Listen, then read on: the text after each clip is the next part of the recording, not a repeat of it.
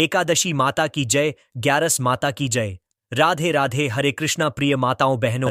हम आपको सुनाने जा रहे हैं एकादशी माता की दो बहुत ही सुंदर कथाएं। यह मान्यता है कि एकादशी व्रत के दिन ग्यारस माता की कथा सुनने से मनुष्य को जन्म जन्मांतर के दुख और कष्टों से मुक्ति मिलती है और साथ ही व्यक्ति की सभी मनोकामनाएं बहुत ही जल्दी पूरी होती हैं। प्रभु श्री लक्ष्मी नारायण की कृपा आप सभी पर सदैव ही बनी रहे और उनका दिव्य आशीर्वाद आपके जीवन को सुख और समृद्धि से भर दे। पहली कथा इस प्रकार शुरू होती है। प्राचीन काल की बात है, जब आश्रम ज्ञान और तपस्या के केंद्र हुआ करते थे। ऐसे ही एक पावन आश्रम में परम तेजस्वी गालव मुनि निवास करते थे। उनका एक अत्यंत विलक्षण पुत्र था जिसका नाम था भद्रशील। भद्रशील ने बाल्यावस्था के कोमल चरणों में ही एक ऐसा मार्ग चुन लिया था जो बड़े बड़े साधकों के लिए भी दुष्कर होता है। उसने परम पुण्यदायिनी एकादशी माता का व्रत और पूजन आरंभ कर दिया था। नन्हा भद्रशील अपनी अबोध श्रद्धा और अटूट निष्ठा के साथ इस व्रत का पालन करता। सूर्योदय से पूर्व जागकर, स्नान आदि से निवृत्त होकर वह दिन भर निराहार रहकर एकादशी की कथा सुनता, जिसके हर शब्द में उसे प्रभु का आह्वान सुनाई देता। सायंकाल में वह अपने हाथों से ब्राह्मणों को भोजन परोसता, उनकी सेवा करता और फिर पूरी रात्रि श्रीमन नारायण हरि हरि का अखंड जाप करता रहता। उसकी छोटी सी काया उस अलौकिक शक्ति के नाम स्मरण में लीन हो जाती थी। अगले दिन यानी द्वादशी को वह विधि विधान से व्रत का पारण करके ही अन्न ग्रहण करता। गालव मुनि अपने पुत्र की इस अलौकिक तपस्या को देखते तो उनके हृदय में अद्भुत गौरव और वात्सल्य उमड़ आता। उन्होंने कभी अपने पुत्र को इस कठिन साधना से रोका नहीं, क्योंकि वे जानते थे कि यह केवल बालहठ नहीं बल्कि किसी गहन आध्यात्मिक चेतना का परिणाम था। किंतु एक भयावह दिन, जब सूर्य अपनी प्रचंड किरणों से धरती को तपा रहा था और भद्रशील अपने व्रत में लीन था, उसकी छोटी देह उस कठिन उपवास का भार अधिक समय तक सहन न कर सकी। दोपहर ढलते ढलते उसका शरीर का रोम रोम शिथिल पड़ने लगा। उसकी आंखें अधखुली थीं और होंठ नारायण का नाम फुसफुसा रहे थे। जैसे ही सूर्य अस्ताचल की ओर बढ़ा, नन्हा भद्रशील अपनी कोमल काया समेत मूर्छित होकर भूमि पर गिर पड़ा। जब यह हृदय विदारक समाचार गालव मुनि तक पहुंचा तो पिता का हृदय तड़प उठा। वे तुरंत व्याकुल होकर अपने पुत्र के पास पहुंचे। अपने लाडले की ऐसी दयनीय दशा देखकर मुनि को असहनीय पीड़ा हुई। उनकी आंखों में अश्रु भर आए और पीड़ा से उनका कंठ रुंध गया। उन्होंने भद्रशील के शीतल पड़ते माथे को अपने हाथों में उठाया और पुचकारने लगे। कुछ समय पश्चात जब भद्रशील को होश आया तो मुनि ने अपने पुत्र के माथे को प्रेम से सहलाते हुए अत्यंत स्नेह और चिंता से भरी आवाज में पूछा, हे पुत्र, तुम इतनी छोटी आयु में यह इतना कठिन उपवास क्यों करते हो? तुम्हें इस व्रत के विषय में किसने बताया है? तुम्हारे इस बाल मन को यह इतनी गहन साधना करने की प्रेरणा कहां से मिली? भद्रशील ने अपनी अलौकिक ज्ञान से भरी आंखों से पिता की ओर देखा और कहा, पिताश्री, मैं कई जन्मों से इसी प्रकार एकादशी का पुण्य फलदायी उपवास करता आ रहा हूं। यह केवल इस जन्म की बात नहीं। गालव मुनि आश्चर्यचकित रह गए। ये तो सभी जानते हैं कि सामान्यतः किसी को भी अपना पिछला जन्म याद नहीं रहता। जब तक बालक मां के गर्भ में होता है तब तक उसे अपने पिछले जन्मों की सभी बातें, उसके कर्म और संस्कार याद रहते हैं। लेकिन बालक का जन्म होने से ठीक पहले ही माया का पर्दा उस स्मृति पर पड़ जाता है और वह सब विस्मृत हो जाता है। परंतु भद्रशील को अपने पिछले जन्म की स्मृति उस वर्तमान काल में भी थी और इसका कारण थी वह एकादशी व्रत की असीम शक्ति, जिसका पालन वह अनेक जन्मों से करता आ रहा था। भद्रशील ने आगे कहा, हे पिता, मैं कई जन्म पूर्व में धर्मकीर्ति नामक एक राजा हुआ करता था। धर्मकीर्ति के रूप में मैं एक अत्यंत क्रूर और निष्ठुर शासक था, जिसके नाम से प्रजा थर थर कांपती थी। न्याय और धर्म उसके लिए केवल शब्द थे, जिनका वह कभी सम्मान नहीं करता था। मैंने अपने जीवन में ऐसा कोई पाप नहीं छोड़ा था जो न किया हो। मेरे हाथों से न जाने कितने निर्दोषों का रक्त बहा था और राजकोष की संपत्ति मैंने अपने ऐशो आराम पर लुटा दी थी। मेरी प्रजा मुझे घृणा की दृष्टि से देखती थी, क्योंकि मेरे अत्याचारों की कोई सीमा नहीं थी। विरोध करने वालों को मैं निर्ममता से कुचल देता था। इसी प्रकार मेरा पापमय जीवन व्यतीत हो रहा था। एक समय की बात है, एक सुनहरी सुबह राजा धर्मकीर्ति अपनी क्रूरता के प्रतीक अपने सैनिकों के साथ सूर्योदय होने से पहले ही शिकार पर निकला था। उनके हाथों में चमकते भाले थे, तलवारें कमर से बंधी थीं और धनुष कसे हुए थे। गहरे जंगल में घूमते हुए राजा ने एक अत्यंत ही सुंदर और आकर्षक हिरणी को देखा। उसकी चाल में चंचलता थी और आंखों में निर्दोषता। राजा का क्रूर मन उस पर मोहित हो उठा। उसे वह हिरणी किसी भी कीमत पर चाहिए थी। राजा ने तुरंत अपने सैनिकों को उस हिरणी का पीछा करने और उसे चारों ओर से घेरने का आदेश दिया। सैनिकों का हुजूम हिरणी के पीछे लग गया। हिरणी भयभीत होकर अपनी जान बचाने के लिए इधर उधर भागने लगी। जब राजा ने देखा कि हिरणी भागने का हर संभव प्रयास कर रही है, तो उसकी क्रोधित गर्जना पूरे जंगल में गूंज उठी। जो भी सैनिक इस हिरणी को भागने देगा, उसके पूरे परिवार को निर्ममता से मौत के घाट उतार दिया जाएगा। राजा की इस घोषणा ने सैनिकों को भयभीत कर दिया और वे अपनी जान बचाने के लिए और भी तेजी से हिरणी का पीछा करने लगे। एक क्षण को हिरणी ठिठकी। उसकी आंखों में मानवों से भी अधिक करुणा थी। उसने सोचा, ओह बेचारे सैनिक, यदि मैं किसी भी सैनिक के पास से भागी तो यह दुष्ट राजा अवश्य ही उनके निर्दोष परिवारों को मार डालेगा। मैं नहीं चाहती कि मेरे कारण किसी भी निर्दोष प्राणी का अहित हो। यह सोचकर हिरणी ने एक अद्भुत निर्णय लिया। वह किसी सैनिक के पास से भागने के बजाय सीधे राजा धर्मकीर्ति के पास से निकल भागी। यह सब देखकर राजा का क्रोध 7वें आसमान पर पहुंच गया। उसने अकेले ही उस हिरणी का पीछा करना शुरू कर दिया और अंततः खुद को एक घने अंधेरे जंगल के बीच में पाया, जहां सूर्य की किरणें भी मुश्किल से पहुंचती थीं।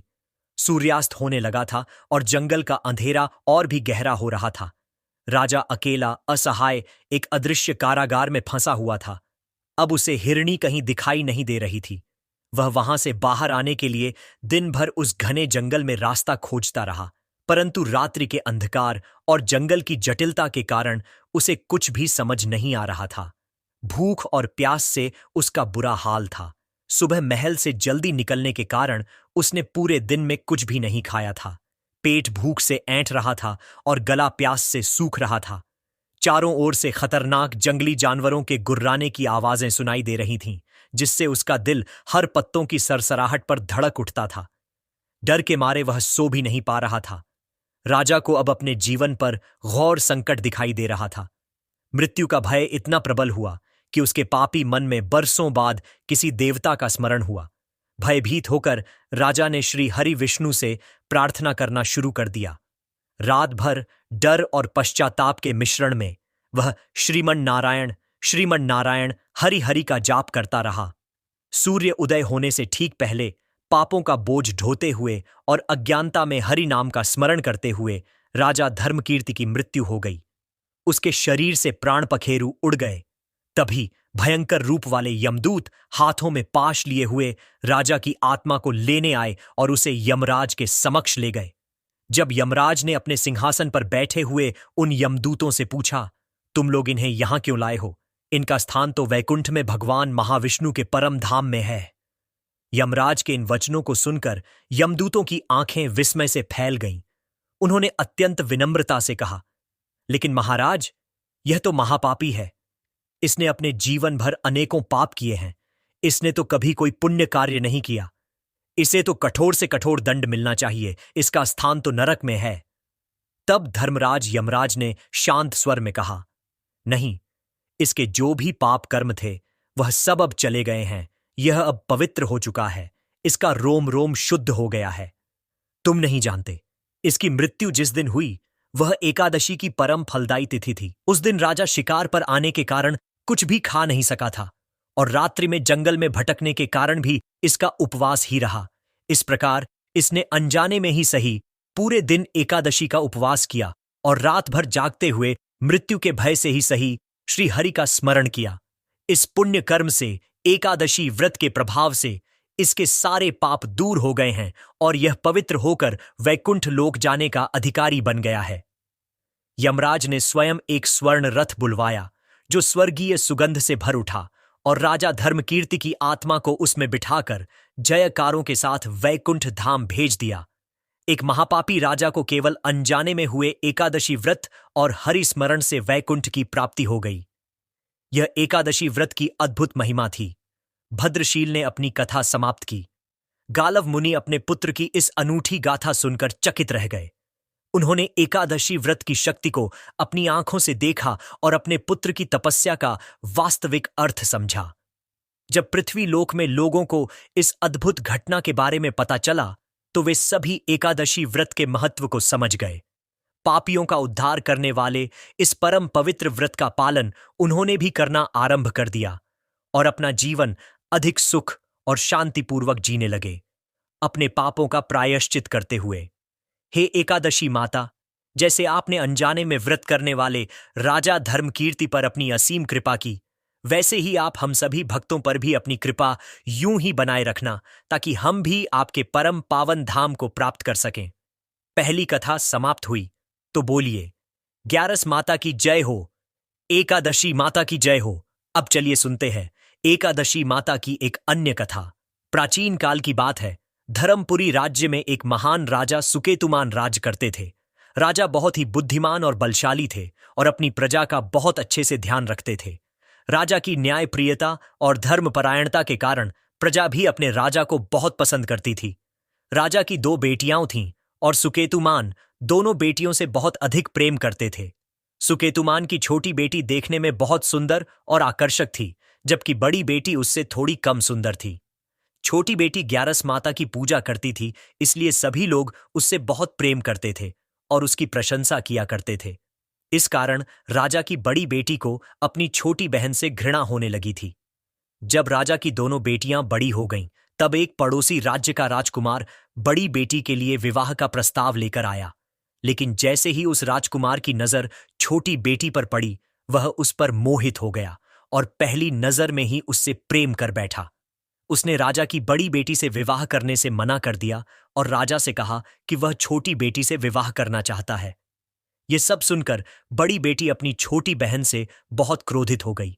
अब उसने अपनी छोटी बहन को अपना सबसे बड़ा दुश्मन मान लिया और उससे बदला लेने का फैसला कर लिया। बड़ी बहन ने अपनी छोटी बहन को जान से मारने की योजना बनाई। सबसे पहले उसने एक लड्डू में जहर मिलाकर छोटी बहन को दिया, पर लड्डू खाने के बाद भी उसे कुछ नहीं हुआ। यह देखकर बड़ी बहन बहुत आश्चर्यचकित हुई, लेकिन उसने हार नहीं मानी। अगली रात जब छोटी बहन अपने कमरे में सो रही थी, तो उसने एक मटके में सांप को रखकर कमरे में छोड़ दिया, पर सांप भी छोटी बहन का कुछ नहीं बिगाड़ पाया। फिर बड़ी बहन ने छोटी बहन से कहा कि चलो हम लोग कुएं से पानी भरकर लाते हैं। पानी भरने के बहाने वह उसे कुएं के पास ले गई और उसे कुएं में धक्का दे दिया, पर तब भी छोटी बहन को कुछ नहीं हुआ, क्योंकि हर बार ग्यारस माता उसकी रक्षा कर रही थी। बड़ी बहन अपने सारे प्रयासों के बाद भी असफल हो रही थी, जिससे वह बहुत क्रोधित होती जा रही थी। तब उसने छोटी बहन के पास जाकर पूछा, मेरी प्यारी बहन, क्या तुम्हें पता है कि भगवान ने सबकी मृत्यु एक निश्चित समय पर लिखी है? क्या तुम जानती हो कि तुम्हारी मृत्यु कैसे होगी?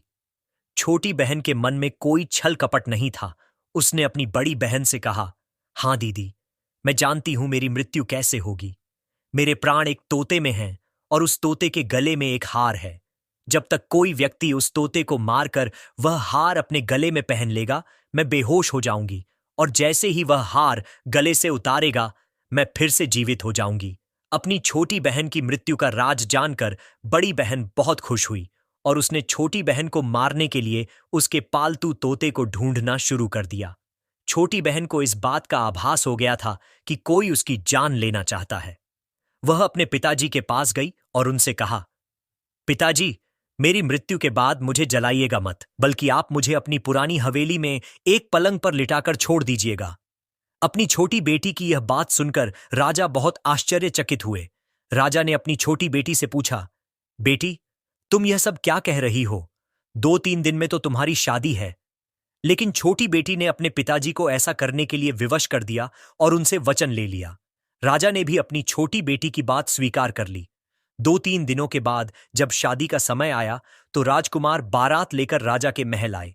जैसे ही राजा की छोटी बेटी राजकुमार के साथ फेरे लेना शुरू करती है, तो उसकी बड़ी बहन उसके कमरे में जाकर तोते को पकड़ लेती है और उसे मार देती है। तोते के गले में जो हार था, उसे वह अपने गले में धारण कर लेती है। जैसे ही बड़ी बहन उस हार को अपने गले में धारण करती है तो उधर छोटी बहन केवल 3.5 फेरे ही ले पाती है और वहीं पर बेहोश होकर गिर जाती है। राजा ने बड़े बड़े हकीमों को बुलवाया और अपनी छोटी बेटी का इलाज करने के लिए कहा। वैद्यों ने छोटी बेटी की जांच की और राजा को बताया कि आपकी छोटी बेटी न तो जीवित है और न ही मरी हुई है। ऐसा पहली बार देखा है। राजा ने वैद्यों और हकीमों को यह बात बाहर न बताने का आदेश दिया और धमकी दी कि अगर उन्होंने यह बात किसी को बताई तो उन्हें फांसी दे दी जाएगी। राजा ने अपनी छोटी बेटी को पुरानी हवेली में एक पलंग पर लेटा दिया। वहां कुछ सैनिक तैनात कर दिए और वापस अपने महल आ गए। राजा की बड़ी बेटी अपने पिताजी के पास आई और कहने लगी, पिताजी, अगर यह शादी संपन्न नहीं हुई तो आपकी इज्जत का क्या होगा? आप कहें तो मैं आपकी इज्जत बचाने के लिए राजकुमार से शादी करने के लिए तैयार हूं। राजा ने अपनी बड़ी बेटी की बात मान ली और बड़ी बेटी को छोटी बेटी के कपड़े पहनाकर मंडप पर भेज दिया। लेकिन राजकुमार यह जान गया कि यह राजा की छोटी बेटी नहीं बल्कि बड़ी बेटी है। जब राजकुमार ने शादी करने से मना किया तो सभी लोगों ने उसे विवश करके बड़ी बेटी से बचे हुए फेरे संपन्न करवा दिए और विवाह करवा दिया। इसके बाद राजकुमार राजा की बड़ी बेटी को अपने महल ले गया।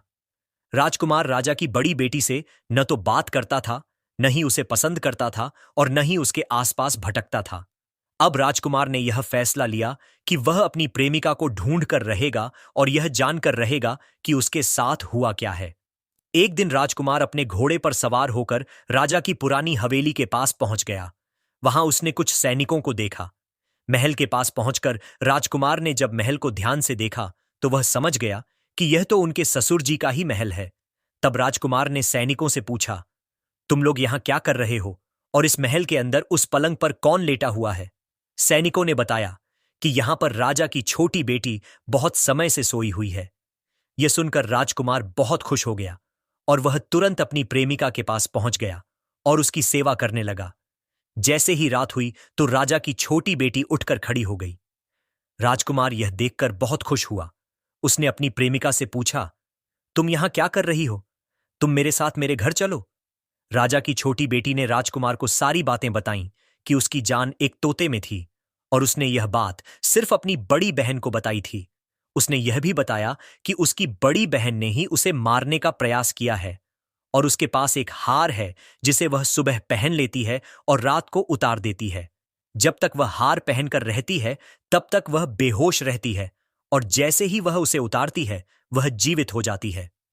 उसने राजकुमार से कहा, जब तक मेरी बड़ी बहन के पास वह हार है तब तक मैं ऐसे ही जीवित और मूर्छित होती रहूंगी। अगर वह हार मेरे हाथ में आ जाए तो मैं हमेशा के लिए जीवित हो जाऊंगी। राजकुमार ने यह बात सुनकर राजा की छोटी बेटी के पास रहने का फैसला कर लिया और उसने अपने बचे हुए सारे फेरे उस पलंग पर लेटी छोटी बेटी के साथ ले लिए और अपना विवाह पूर्ण कर लिया।